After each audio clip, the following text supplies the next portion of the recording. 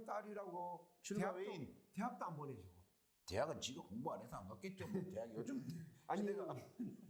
사랑하고 존경하는 국민 여러분, 조이창 법무사입니다. 오늘도 특집 조수 법무사랑 시간입니다. 오늘 조영현 법무사님 나오셨습니다. 네. 안녕하십니까? 안녕하십니까? 자, 오늘 우리가 알아볼 것은 이 부모님이 돌아가셔서 상속 재산이 있는데 그걸 어떻게 협의하여 등기를 한다거나 재산을 상속인 납부로 할 것인가에 대한 절차를 한번 알아볼 필요가 있을 것 같습니다. 지금 이 케이스는 어떤 케이스냐면요. 예. 아버지가 사망하셨는데 상속인으로 어머니와 아들, 딸, 남매 이렇게 있습니다. 그리고 재산으로는 시골의 집, 그 다음에 논, 그 다음에 예금이 조금 있고요. 예. 그 다음에 자동차, 이런 정도 있으며 부채는 없어요. 다행히도. 그래도 아버지가 잘 사셨네요. 예.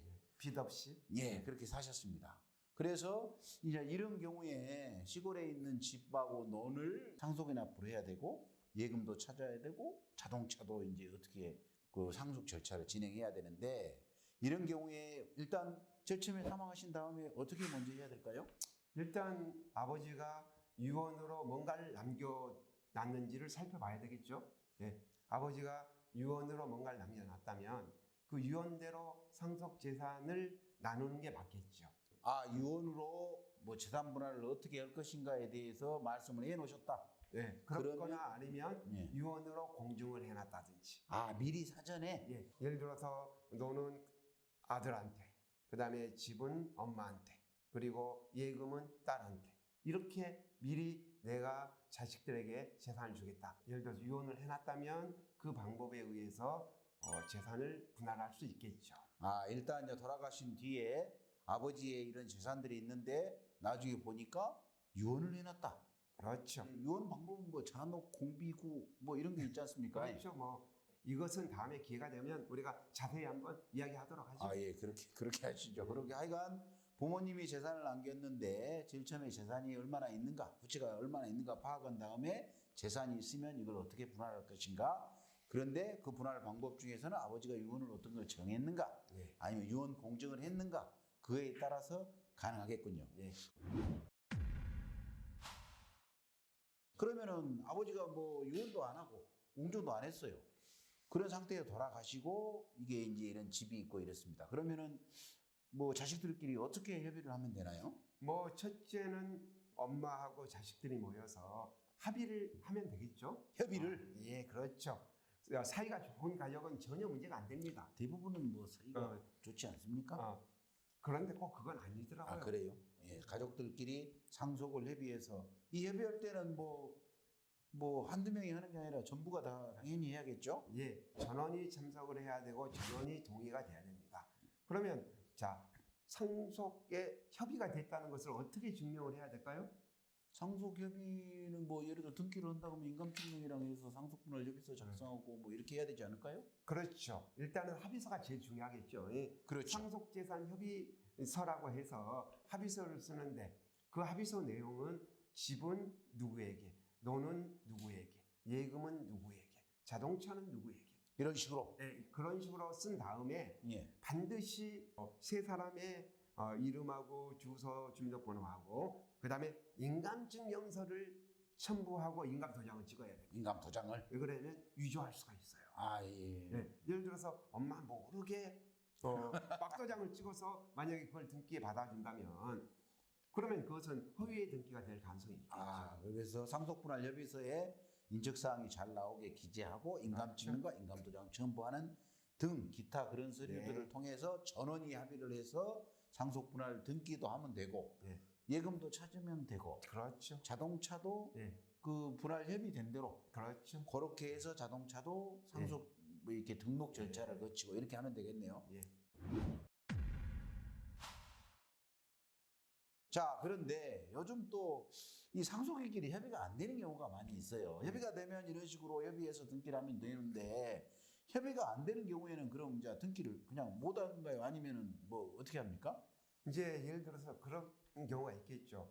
아버지가 사전에 이쁘다고 아들에게 재산도 많이 주고 딸은 딸이라고 재산을 안 물려줬어요. 근데 아들이 재산에 대해서 상속을 할 때 양보를 좀 해야 되는 양보를 안 해. 욕심이 많아. 그러니까 자고간 협의가 안 돼. 협의가 안 돼. 근데 이 아들이 또 욕심이 생겨서 나는 내 상속 지분대로 다 받을란다. 법정 상속 지분대로. 네.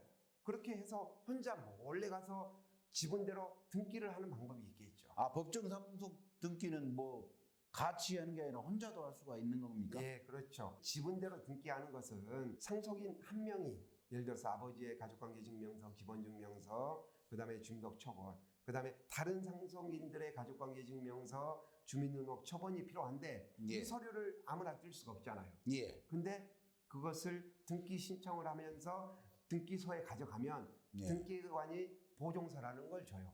보정 남의, 명령. 예, 보정 명령을 통해서 다른 형제들의 가족관계증명서나 주민등록 처분을 발급받을 수가 있어요. 얼마 전에 그 가족관계증명서, 쉽게 말하면 형제자매의 가족관계증명서를 발급 못 받게 됐잖아요. 그렇죠. 예. 그 내용 자체를. 그렇죠. 헌법재판소가 위헌 판결을 해가지고 못 예. 받게 됐는데 예. 그걸 받으려면 등기관이 보정 명령을 해주면 그걸 가지고 받을 수가 있겠죠. 자, 그래서 그러면 상속분할 협의가 되면 협의되는 대로 하면 되는데 이제 협의가 안 된 법정 지분대로 뭐 그런 것에 그냥 승낙해버리면 그렇게 되는데 이게 너무 억울하다. 상속인 중에 1인이 나는 막말로 받은 것도 없는데 법정 지분대로만큼만 내가 승낙을 못 하겠다. 이제 그런 경우에는 어떻게 합니까? 그렇죠. 그런 경우가 굉장히 많아요. 예. 예를 들어서 오빠는 남자라고 미국 유학도 보내주고 장남이라고 해서 선산이라고 하는 뭐 산도 미리 증여하고 미리 아버지가 살아있을 때 증여하고 딸은 딸이라고 출가 외인. 대학도 안 보내주고 대학은 지가 공부 안 해서 안 갔겠죠. 뭐 대학 요즘 아니 시대가 공부를 잘해요. 이러면 딸 입장에서는 억울할까요 안 할까요? 아 이제 뭐 옛날에 많이 줘버렸다 가면은 좀 억울하겠죠. 굉장히 억울하죠. 여동생의 입장에서는 굉장히 억울하지 않겠습니까? 그렇죠. 법정 상속 지분대로 등기하는 것은 공평한 상속을 하는 게 아니에요. 네. 왜 그러냐면 오빠는 이미 상속분을 성급으로 증여받았고 그걸 뭐라고 합니까? 어려운 예, 말로? 그것을 특별 수익이라고 하겠죠. 아, 특별히 이익을 받다. 아버지로부터 수익을 받았으니까 예. 그러면 공평한 상속을 한다는 의미에서 이 딸은 법원에 상속재산 분할 심판 청구를 할 수 있어요.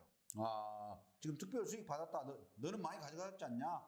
그렇죠. 그러니까 이제 어떻게 하냐면 예. 예를 들어서 집이 1억이고 논이 5천만 원이면 예를 들어서 집은 나한테 주고 논은 너가 갖고 와라. 그런 식으로 네, 이런 법정 식으로 지분이 아닌 다르게 조정을 그렇죠. 해주라. 네, 그렇게 법원에 상속재산 분할 심판 청구를 하면 예. 그러면서 주장을 해야 되겠죠. 예. 오빠는 전에 아버지로부터 받은 게 많다.